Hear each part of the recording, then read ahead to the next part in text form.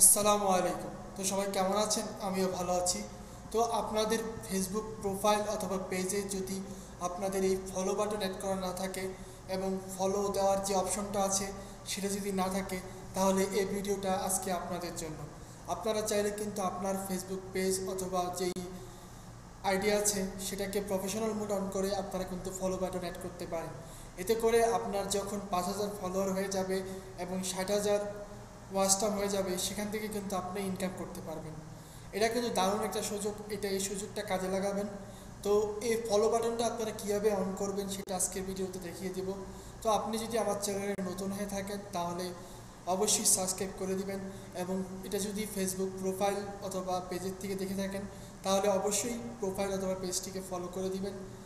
তো এবং ভিডিওটাই অবশ্যই শেয়ার করে দিবেন।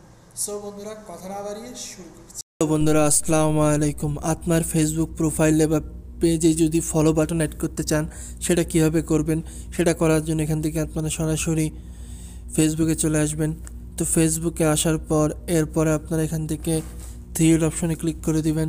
থ্রি ডট অপশনে ক্লিক করার পর এরপরে নিচে চলে আসবেন। এরপরে সেটিং বলে যে অপশনটা পাবেন, সেই সেটিং অপশনে ক্লিক করে দিবেন।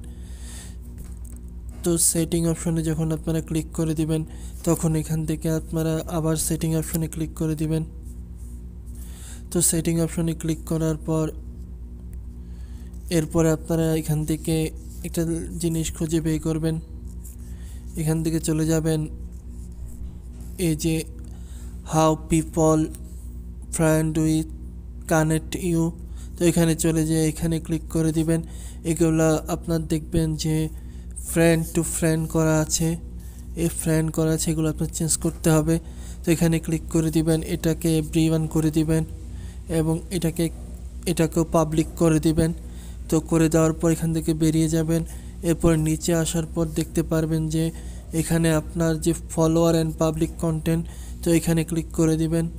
এখানে ক্লিক করে দিয়ে এই ফ্রেন্ডগুলোকে চেঞ্জ করে পাবলিক করে দিবেন। এগুলো পাবলিক করে দিবেন, তাহলে কিন্তু আপনার এখানে কাজগুলো শেষ। এরপরে আপনার এখান থেকে থ্রি ডট অপশনে ক্লিক করে দিবেন। এরপর প্রোফাইলে চলে আসবেন।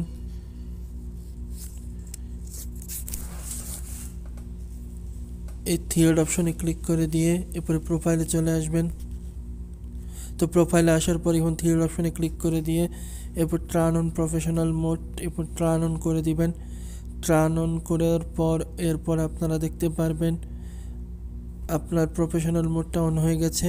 এরপরে যখন আপনারা এখান থেকে ভিউয়ার্সে ক্লিক করবেন, তাহলে কিন্তু আপনারা দেখতে পারবেন যে আপনার প্রোফাইলটা কিন্তু এখানে ফলো বাটন চলে এসেছে।